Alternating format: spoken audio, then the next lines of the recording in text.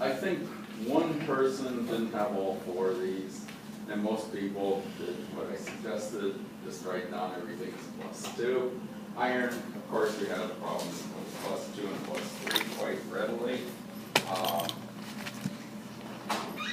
Biggest mistake in here, and this was the one where people had most mistakes, and I think I mentioned in the lecture that you should write down your equilibrium, because that's where people had mistakes. In other words, up here, what you had was bromide cubed times the gold. And you wanted to solve for the bromide. A couple of people told me to solve for the metal. I think they were thinking and they did this calculation, so I think what they were trying to think ahead was to the answer there. Okay, so use correct KSP, and since bromide is cubed, you divide by the gold, which is the first power. That's the mistake that they made. They cubed this number, squared this number, and then didn't do that sort of thing. But as I said, that's only a few people, because there were a lot of 20s, 21s, 22s, 25s. And then when we got down here, since the gold was the first thing to form precipitate, and I think somebody just said AU and I marked that wrong, so I think they had moved, or whatever, or there's too many 25s, whichever way you want to think about that.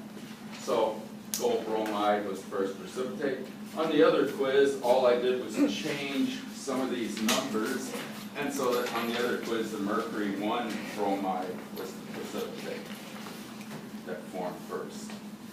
But the calculations are essentially the same. You have to find which one precipitates first, then you plug the higher one into the gold equilibrium, and here you have to remember to cube it. This is the place where most people made their mistake. That's why there are a lot of 8s on this problem, because they forgot to cube this, and then they got the wrong answer, and they got the wrong percentage.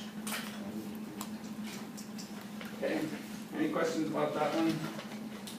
Pretty straightforward. And the next one, same problem, slightly different emphasis. Can you see it? No.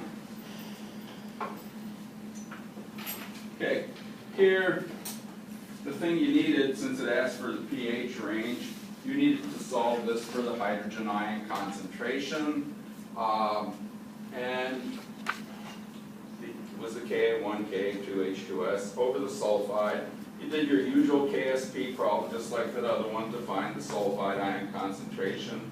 I think more people practice this one, or it looks more like, it doesn't even look like a practice one. And again, I wanted you to tell me the formula of the first thing to precipitate.